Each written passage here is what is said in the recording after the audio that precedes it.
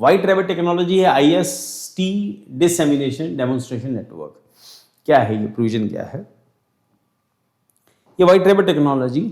हमारी इंडिया की अपनी टेक्नोलॉजी इंडिजीनियस। इसमें ईथरनेट से जितने भी कंप्यूटर्स जुड़े हैं या जो भी इंस्ट्रूमेंट इक्विपमेंट जो भी ईथरनेट से जुड़े हैं, ठीक, तो उनका जो टाइम है इंडिया के अलग अलग जोन्स में, क्योंकि अलग अलग हिसाब से घड़ियां हैं बाकी सब जो हैं, उस सब से बचने के लिए उन्होंने कहा क्या है कि एक इस लेवल के ऊपर के नैनो सेकंड के लेवल के ऊपर इन लोगों ने इसको मैनेज किया है ताकि कभी भी काम करते टाइम को दिक्कत ना आए, क्योंकि अभी तक हमारी डिपेंडेंसी थी जो GPS के ऊपर थी, जो अमेरिकन सिस्टम है।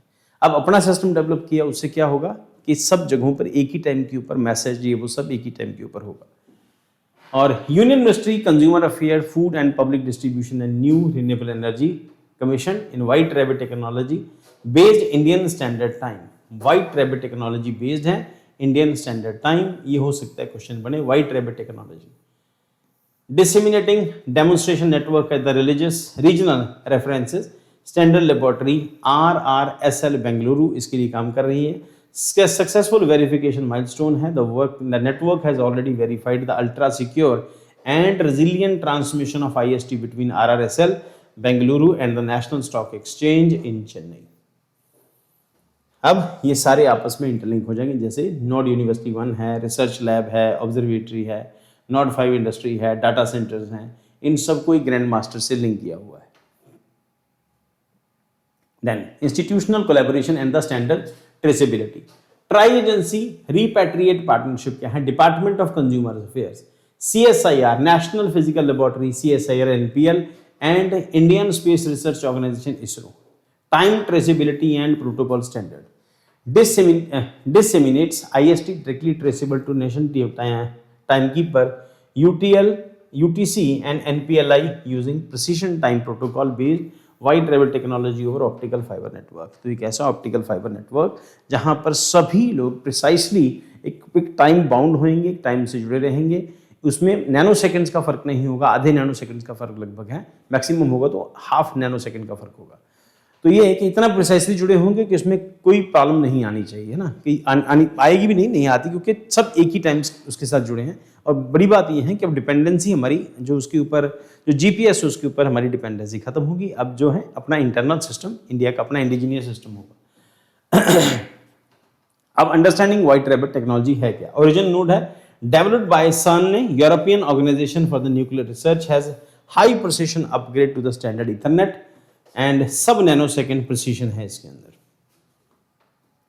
Critical sectoral application and use cases क्या है? High yield sectoral dependability. अब फाइनेंशियल मार्केट के अंदर कब मार्केट खुलेगी, कब मार्केट बंद होगी, उसमें माइक्रो सेकंड्स के अंदर उसमें काम होता है कि प्रोडक्ट बिक गया, शेयर बिक गया, शेयर खरीद लिया गया, या फिर बाकी सब चीजें जो फाइनेंशियल मार्केट के अंदर जितना भी होता है।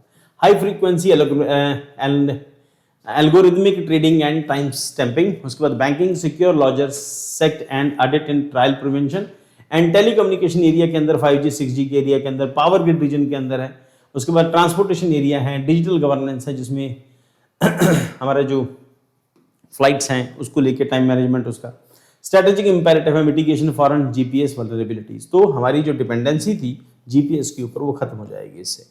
Reducing reliance on the foreign GNSS. India's critical digital infrastructure currently relies heavily on foreign satellites. अभी हमारी डिपेंडेंसी इस काम के लिए फॉरेन सैटेलाइट्स के ऊपर थी। टाइमिंग सिस्टम खासतौर के ऊपर सैटेलाइट टाइमिंग सिस्टम के ऊपर, लाइक US के GPS है, which are prone to the signal jamming. तो अमेरिका के हाथ में ये होता है कि जैसे हम लोगों ने पहले भी देखा था कि जब इंडिया अपनी बहुत शायद अपना PSLV था, जब उसको फर्स्ट स्टेज में था 2006-7 में, तो उसके 2 एक्सीडेंट्स हुए। तो गवर्नमेंट ऑफ इंडिया को समझ नहीं आ रहा था कि एक्सीडेंट हो क्यों रहे हैं, हमारा रॉकेट है, हम लॉन्च कर रहे हैं, एक्सीडेंट क्यों हो रहा है। फिर समझ आया कि अमेरिका इसका GPS ऑफ कर देता था, GPS सिस्टम को जैम कर देता था, उसकी वजह से अपने ट्रैक से इधर उधर हो जाती थी। तो फिर उसके बाद इनको समझ आया कि नहीं, अपना सिस्टम डेवलप करना पड़ेगा। तो फिर उसके बाद गगन अपना सिस्टम जो है वो डेवलप करते हैं, और नाविक सिस्टम अपना डेवलप करते हैं उसके बाद। तो फिर उसके बाद क्या है, सिग्नल जैमिंग करता है, स्पूफिंग करता है, स्पेस वेदर डिसरप्शंस है, और unilateral denial during the military crisis. तो अमेरिका जब इंडिया में मिलिट्री क्राइसिस होता है तो उस तरह से GPS की सर्विसेज देनी बंद कर देता है। सो उसके बाद टेरेस्ट्रियल रेजिलिएंट बैकअप है, an optical fibre based terrestrial time dissemination network है, guarantees absolute national time sovereignty, cyber resilient and uninterrupted operation। तो क्योंकि फाइबर नेटवर्क से जुड़ा है तो उससे अपना एक सिस्टम जो है वो डेवलप हो जाएगा।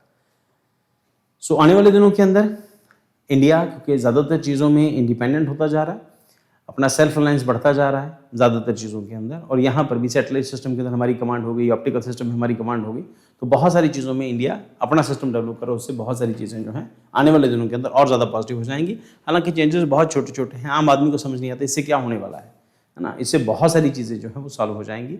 कम से कम हम लोग क्राइसिस पीरियड के अंदर हम इस तरह की जो ब्लैकमेलिंग है उससे बच सकते हैं।